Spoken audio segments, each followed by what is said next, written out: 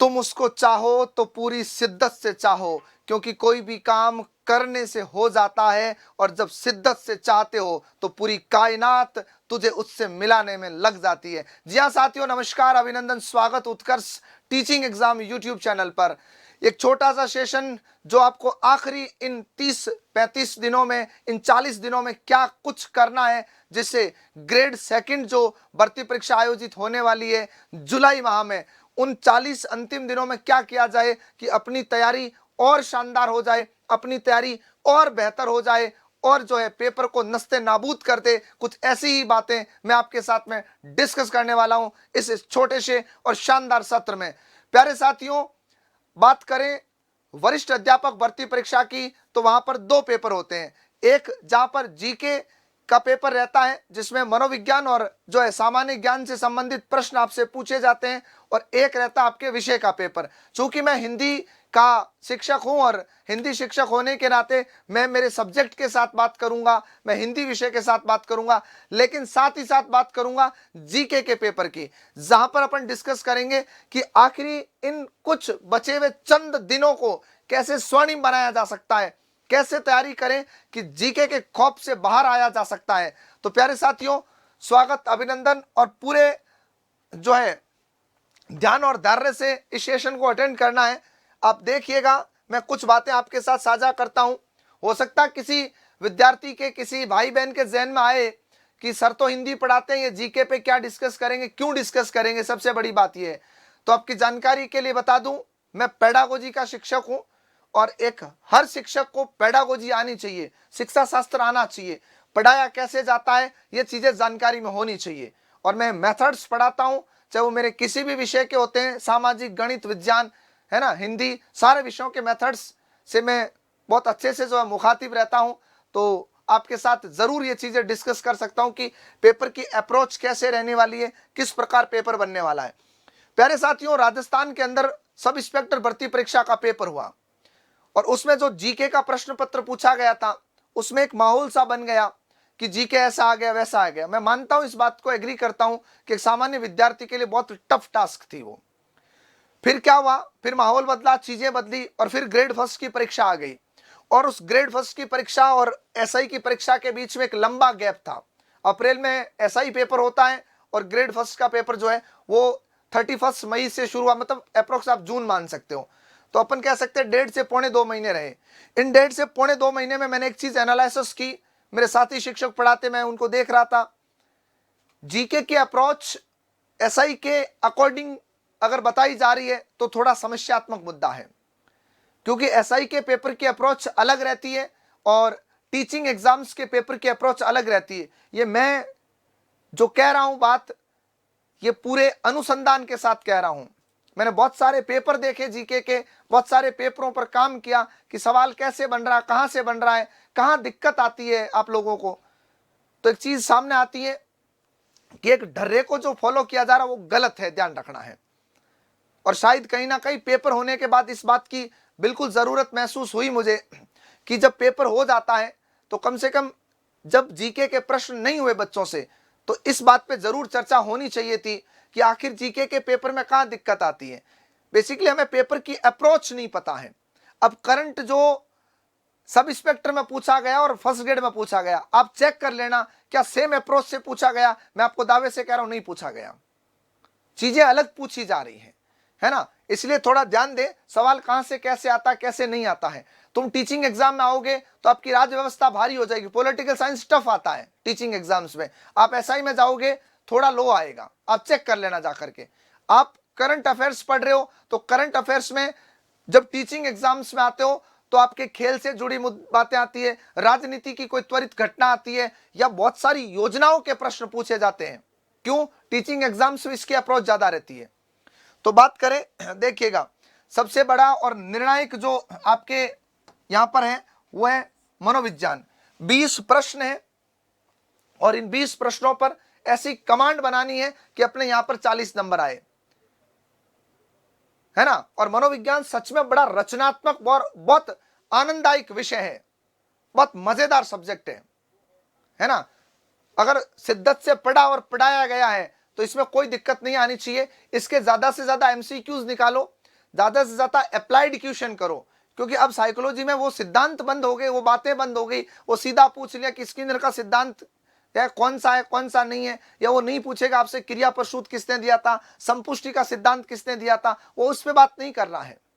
वो नहीं पूछेगा तुम्हें कि कोफका कोलर वर्दीमर ने कौन सा सिद्धांत दिया था, वो उनके अप्लाइड क्वेश्चन निकालेगा, उनसे जुड़े उदाहरण और ज्यादा से ज्यादा निकालिएगा। ठीक है।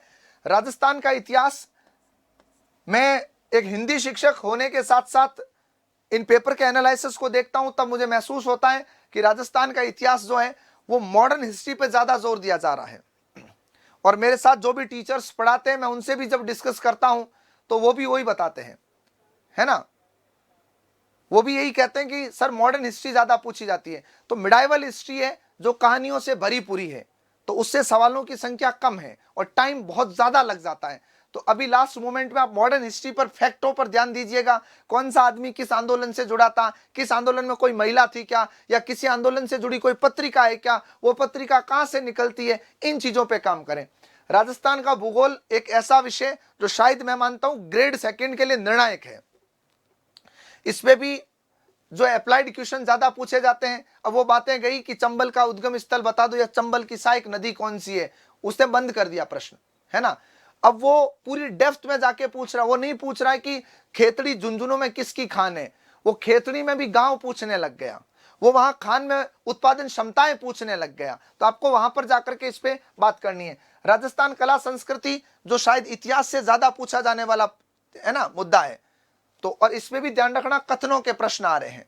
देखो कथन कारण अलग होता है, कथनों के सवाल अलग होते हैं। जब भी कथन निष्कर्ष का प्रश्न आए तो ध्यान रखना, पहले कथन हो और उसके बाद निष्कर्ष हो, उसके बीच में या तो क्योंकि लगा दो या इसलिए लगा दो और फिर चेक कर लो, आपका सवाल हो जाएगा। या तो क्या लगा दो, क्योंकि ऐसा होता है, क्योंकि ऐसा होता है, इसलिए ऐसा होता है। तो अगर ये जानकारियां दोनों आपके ध्यान में है तो अपने आप सवाल हल हो जाएगा। अलग अलग नहीं पढ़ना है, कोऑर्डिनेट करके समुचित करके पढ़िएगा। राज्य व्यवस्था की बात करूंगा तो बहुत खुले शब्दों में कहूंगा कि जब तुम टीचिंग एग्जाम्स में राज्य व्यवस्था पढ़ते हो तो डेफिनेटली राज्य व्यवस्था के बेहतरीन सवाल देखने को मिलेंगे आपको। तो इस पे थोड़ा पिछले पेपर देखो, उसके इर्द गिर्द ड्राफ्टिंग तैयार होगी पेपर की, ध्यान रखना है। भारत और विश्व का भूगोल, अब हो सकता है ना कि इनमें से कोई सब्जेक्ट आपका कमजोर हो जिसमें शायद भारत या विश्व का भूगोल हो सकता है। अब कोई मेरे जैसा भारत और विश्व भूगोल में धुरंधर बैठा हुआ है जिसको कुछ ही नहीं आ रहा है, तो क्या करे सर आखिरी समय में? तो आखिरी समय में एक आध चीज छोड़ दो भाई, 100 में से 100 नहीं होंगे, ये ध्यान रखना है। एक अच्छा और सफल विद्यार्थी कौन है? सब कुछ पढ़ने वाला सफल नहीं होता है। जो सब्जेक्ट फिलहाल आपका 0 है, जो विषय आपका 0 है, अब उसको तुम आगे बढ़ाने की कोशिश मत करो। जो 70 है उसको 100 करो, जो 80 है उसको 100 में कन्वर्ट करो, जो 50 है उसको 70 बनाओ, है ना। अपना टारगेट रखो, अपने 60-70 सवाल का मसाला लेके जाओ दिमाग में कि मैं 70 सवाल की तैयारी के साथ आया हूं, 70 में से 68 करके आ जाऊंगा। बस एक्यूरेसी परफेक्ट होनी चाहिए, तो कुछ ना कुछ छोड़ना पड़ेगा, है ना।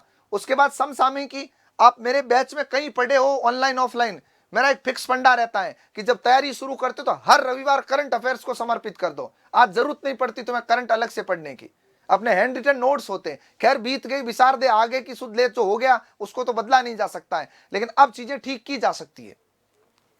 तो जो आर्थिक चीजें हुई है, लाइक इकोनॉमिकल सर्वे आया है, बजट आया है, इन पे थोड़ा जरूर देखिएगा। मस्ट प्रायोरिटी मई तक का तो करंट पढ़ना ही पढ़ना है ना। मई तक का पढ़ना, जून को हल्का फुल्का पढ़ के जाइएगा, क्योंकि आरपीसी फिलहाल इस मूड में नहीं है। फर्स्ट ग्रेड में वो मार्च अप्रैल तक भी नहीं आई थी, है ना। मुश्किल से अप्रैल को टच किया उन्होंने हल्का फुल्का। मेरा जन्मदिन भी नहीं पूछा उन्होंने कि भाई सुनील खोखरिया का जन्म कब हुआ था, ये नहीं पूछा उन्होंने करंट अफेयर्स में।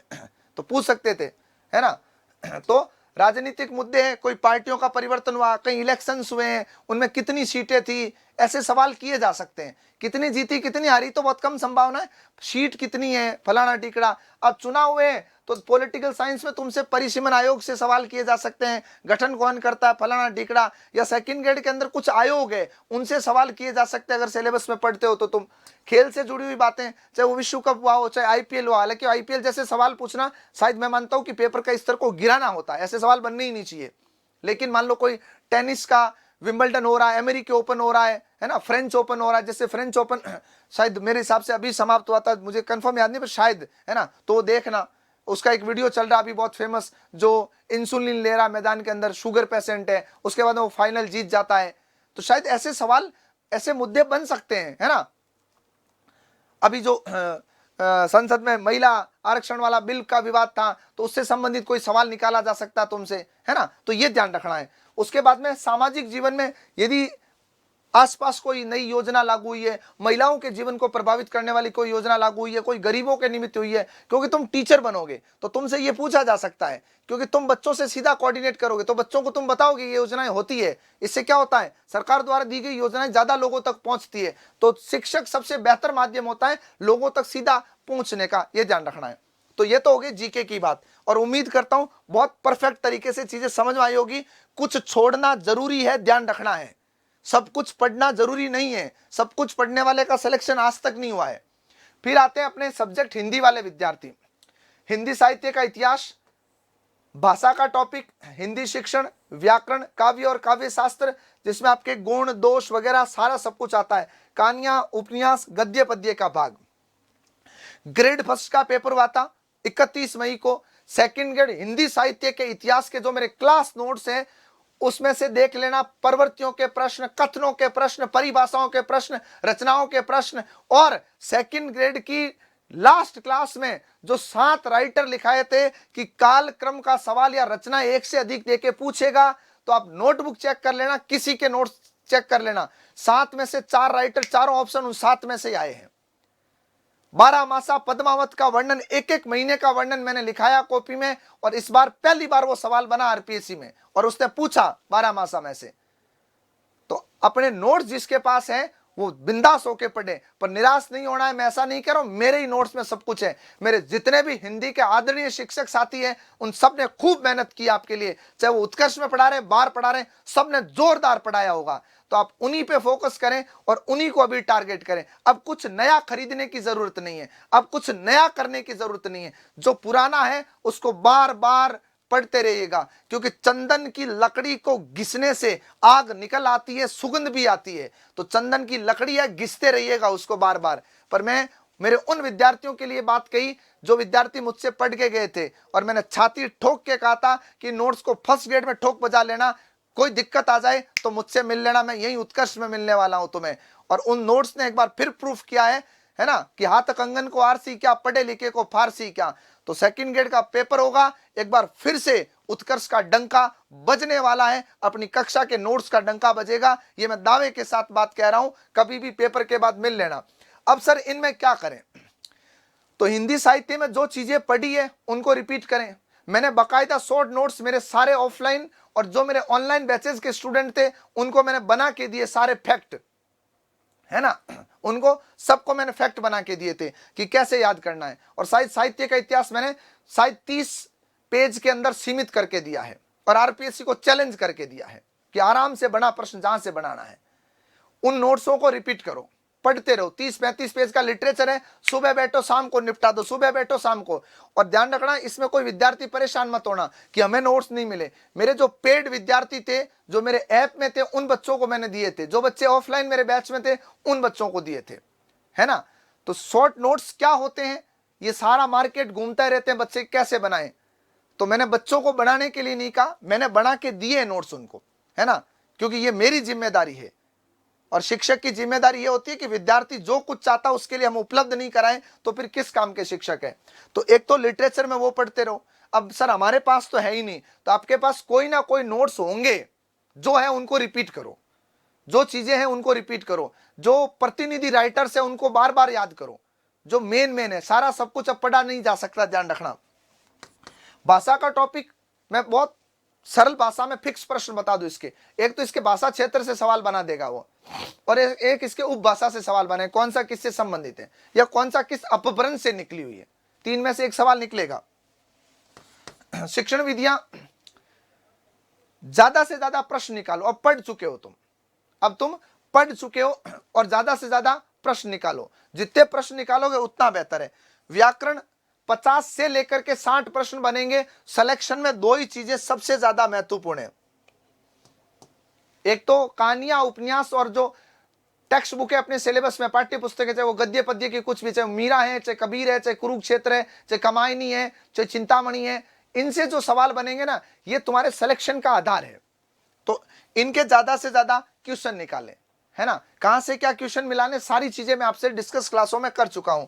काव्य शास्त्र में अगर कोई टॉपिक नहीं आ रहा है, जैसे शब्द शक्ति की बात करूं, जो मुझसे पढ़ा है उनको अच्छे से पता है, शब्द शक्ति उनके लिए कैंसर जैसी बीमारी है।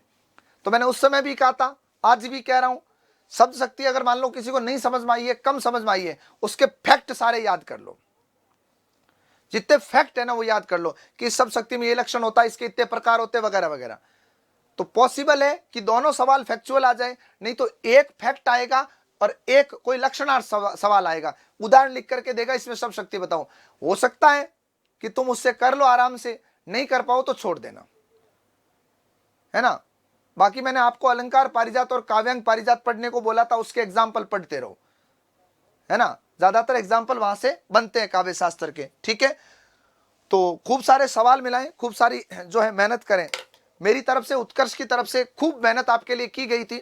आशा अपेक्षा है कि परिणाम बेहतर होंगे, और परिणाम बेहतर तब होंगे जब आपकी मेहनत जो है वो बेहतरीन होगी। बाकी जो भी विद्यार्थी अभी एलिजिबल नहीं हुए हैं, तो नई भर्ती भी बहुत जल्द आएगी, और जल्द हम हिंदी का नया बैच शुरू करेंगे, उत्कर्ष जो है ऑफलाइन क्लासेस जोधपुर के अंदर, तो उसकी सूचना भी आपको जल्द दी जाएगी। तो मेहनत करते रहिएगा, और जिस दिन जुलाई के अंदर पेपर होगा उस दिन तुमसे ज्यादा इंतजार मुझे होगा, क्योंकि हॉल नंबर 1 में पढ़ाई की सारी बातें जब पेपर में खनकती आवाज के साथ दिखाई देगी, तब अलग ही आनंद होगा, क्योंकि एक बार फिर हम साबित करेंगे कि उत्कर्ष इज द ग्रेट। नमस्कार, धन्यवाद।